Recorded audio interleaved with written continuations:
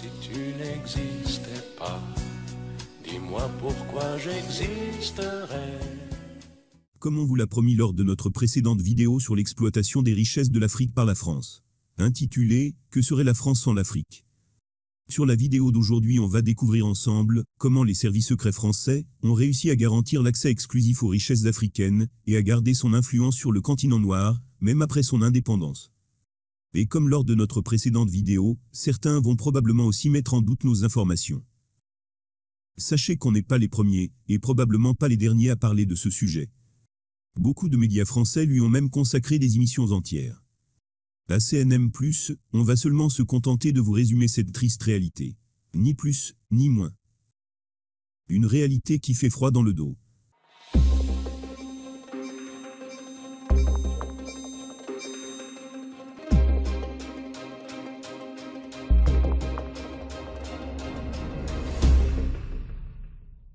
Tout d'abord, on tient à vous remercier chaleureusement pour le grand intérêt que vous avez porté à notre précédente vidéo, et surtout à votre soutien inestimable, bien que certaines personnes de mauvaise foi préfèrent encore renier cette triste réalité. Mais petit à petit, la vérité va finir par éclater au grand jour.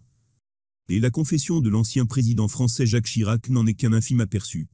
On oublie seulement une chose, c'est qu'une grande partie de l'argent qui est dans notre porte-monnaie vient précisément de l'exploitation, depuis des siècles, de l'Afrique. Pas uniquement, mais beaucoup viennent de l'exploitation de l'Afrique.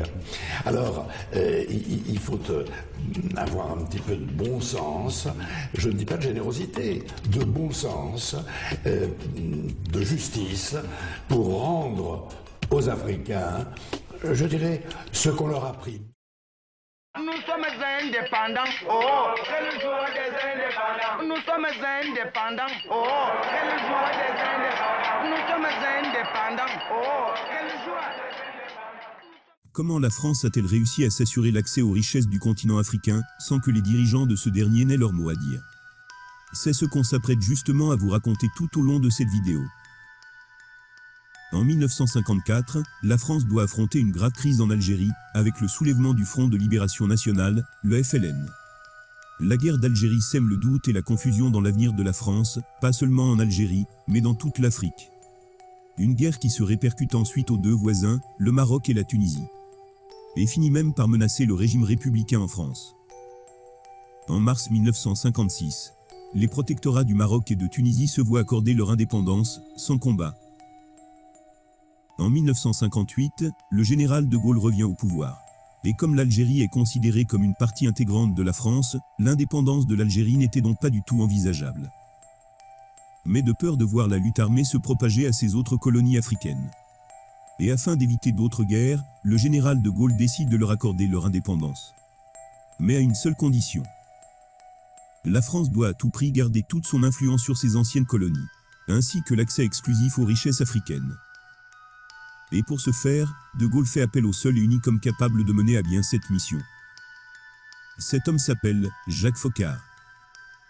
C'est à la fois un militaire, un politicien et un homme d'affaires. Personne ne connaît l'Afrique mieux que lui.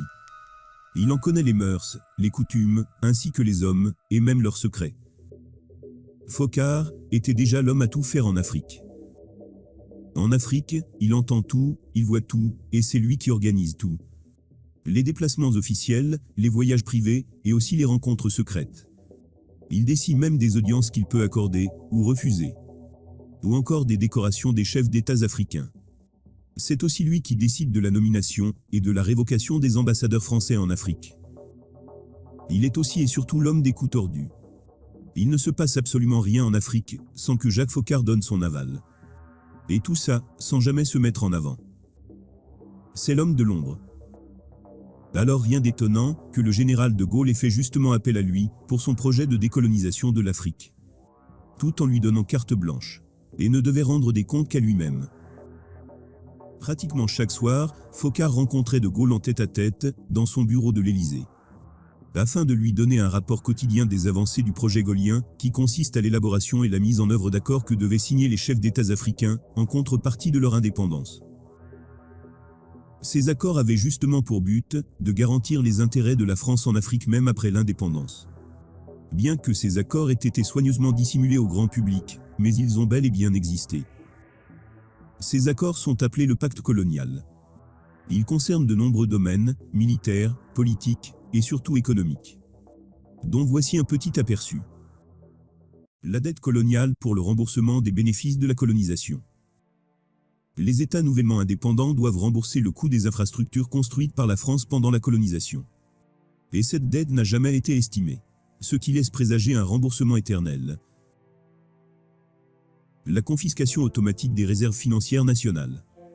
Les pays africains doivent déposer leurs réserves financières auprès de la Banque de France. Ainsi, depuis 1961, la France garde les réserves financières de ces 14 pays africains. Le Bénin, le Burkina Faso, la Guinée-Bissau, la Côte d'Ivoire, le Mali, le Niger, le Sénégal, le Togo, le Cameroun, le Tchad, le Gabon, la Guinée équatoriale, le Congo-Brazzaville et la République centrafricaine. Mais le pire, ce n'est qu'aucun de ces 14 pays ne connaît réellement quelle est sa part individuelle dans ces réserves financières détenues par l'administration du Trésor français. Pire encore, la France leur permet d'accéder à seulement 15% de leur argent chaque année. Et si jamais un de ces pays avait besoin de plus que cela, il doit emprunter de l'argent supplémentaire à partir de son propre argent détenu dans le Trésor français à des taux commerciaux. Une véritable arnaque légalisée par la France et approuvée par les chefs d'État africains qui ont signé ces accords. Le droit d'exclusivité sur toute ressource naturelle découverte dans ces pays. La France a le premier droit d'achat des ressources naturelles de la terre de ses ex-colonies. Ce n'est qu'après que la France ait exprimé son désintérêt que les pays africains sont autorisés à chercher d'autres partenaires. Priorité aux intérêts et aux entreprises françaises dans les marchés publics et appels d'offres publics. Dans l'attribution des marchés publics, les entreprises françaises ont la priorité sur l'attribution, même si les pays africains peuvent obtenir un meilleur rapport qualité-prix ailleurs. Le droit exclusif de fournir des équipements militaires et de former les officiers militaires des colonies. Grâce à un système sophistiqué de bourses, de subventions et d'accords de défense attachés au pacte colonial, les Africains doivent envoyer leurs officiers supérieurs en formation en France.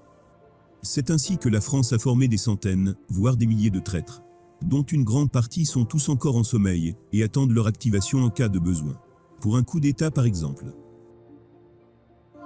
Le droit pour la France de déployer des troupes et d'intervenir militairement dans le pays pour défendre ses intérêts. En vertu des accords de défense attachés au pacte colonial, la France a le droit d'intervenir militairement dans les pays africains et aussi de stationner des troupes en permanence dans les bases et installations militaires entièrement gérées par les Français. L'obligation de s'allier avec la France en cas de guerre ou de crise mondiale. En 1940, il n'a fallu que 6 semaines à l'Allemagne pour vaincre la France et s'emparer de Paris.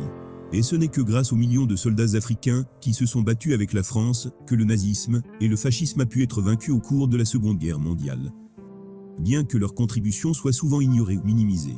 Mais la France sait pertinemment que les Africains pourraient leur être d'une grande utilité pour sauver la grandeur de la France à l'avenir. Renoncer à toute alliance militaire avec d'autres pays, sauf autorisation de la France. Les alliances militaires régionales en Afrique sont pratiquement inexistantes. La plupart des pays ont des alliances militaires uniquement avec la France, car cette dernière leur a tout simplement interdit d'avoir d'autres alliances militaires avec d'autres pays. L'obligation d'utiliser le franc CFA, franc des colonies françaises d'Afrique. C'est une véritable poule aux œufs d'or pour la France. Ce système est même dénoncé par l'Union européenne. En effet, lors de l'introduction de la monnaie euro en Europe, les autres pays européens ont été consternés par la découverte de ce système monétaire, avec lequel la France continue d'exploiter l'Afrique. Beaucoup, notamment les pays nordiques, lui ont même suggéré de se débarrasser de ce système, mais sans succès. Le franc CFA est toujours la monnaie utilisée dans 14 pays d'Afrique. La France n'est toujours pas prête à renoncer à ce système économique datant de la colonisation, qui assure environ 500 milliards de dollars aux caisses du Trésor français. La dernière obligation non moins importante, c'est que chacun de ces pays, pour obtenir son indépendance, il doit faire du français la langue officielle du pays, et aussi la langue pour l'éducation. En d'autres termes, si vous voulez devenir indépendant, alors vous devez impérativement parler français. On en parle peu, mais la décolonisation de l'Afrique a rompu l'équilibre linguistique mondial. Des millions d'Africains parlent français, ce qui redonne à cette langue un nouveau statut international. C'est en gros les 10 principaux commandements avec lesquels la France continue encore de plier l'Afrique en toute impunité. Mais la question qui nous vient tout de suite à l'esprit après la lecture de ces accords. c'est comment les dirigeants africains ont été si stupides pour accepter de les signer. Sachez que cette signature ne s'est pas faite de gaieté de cœur. Beaucoup de leaders africains de l'époque étaient contre ces accords. Et c'est là qu'entre en scène Jacques Foccart. Chaque leader africain qui est hostile à ce projet, Foccart fait en sorte que ce dernier soit emprisonné ou assassiné, allant même jusqu'à organiser des coups d'État pour mettre en place des leaders plus favorables au projet gaulien. Le président guinéen Ahmed Sékou Touré a été le premier leader africain à dire non au projet gaulien. Et la sanction ne s'est pas fait attendre. Les services secrets français inondent le marché guinéen par de la fausse monnaie, ce qui a très vite provoqué l'effondrement de l'économie guinéenne. Et ça, ce n'est qu'un petit message adressé aux autres leaders africains qui vont oser contester ce projet. Au Cameroun, c'est un certain Félix Mounier, principal opposant du premier président camerounais, Amadou Ahidjo, mis en place par Foccart, qui devient très vite une sérieuse menace pour le projet gaulien. C'est alors qu'en 1960, William Bechtel, réserviste des services de renseignement extérieur français, est envoyé à Genève pour assassiner Félix Mounier sur ordre du Premier ministre Michel Debré, conseillé par Jacques Foccart. Il se fait passer pour un journaliste et l'invite au restaurant du Plat d'Argent dans la vieille ville, où il l'empoisonne avec du thallium versé dans son apéritif. Et la liste des victimes de Foccart est encore très longue.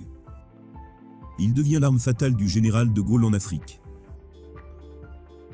Aujourd'hui, les Français traitent les leaders africains de dictateurs, car ils ne veulent jamais quitter le pouvoir. Alors qu'en réalité, c'est ces mêmes Français qui les ont mis en place. Et font tout pour les maintenir en place, pendant 20 ou 30 ans, tant que ces derniers restent dévoués à la France. Tous les pays africains qui ont dû passer par la signature du pacte colonial pour obtenir leur indépendance, sont aujourd'hui encore piégés dans ces accords. Et la France continue de les exploiter presque en toute légalité, jusqu'à ce jour. Car ces accords n'ont pas de limite dans le temps. Néanmoins, parmi les anciennes colonies françaises, seules l'Algérie et l'Indochine font figure d'exception. Car c'est les seuls pays qui ont arraché leur indépendance par le combat. Cependant, l'Algérie a également signé des accords pour officialiser son indépendance. Les accords d'Évian. Mais contrairement aux accords du pacte colonial, les leaders révolutionnaires algériens de l'époque ont très bien su négocier ces accords pour qu'ils soient gagnant-gagnant. Mais tout de suite après l'indépendance de l'Algérie, ces Algériens qui ont participé à ces accords ont été assassinés l'un après l'autre. Et depuis, la France n'a pas cessé de bafouer les accords d'Évian. Mais le plus triste dans toute cette histoire, c'est que de nos jours, plusieurs personnalités françaises ont encore l'audace de critiquer la forte présence de la communauté africaine dans l'Hexagone.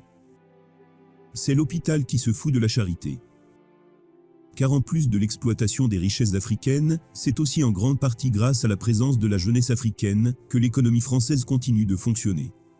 Mais ça, c'est un tout autre sujet qu'on aura peut-être l'occasion de traiter sur une de nos futures vidéos.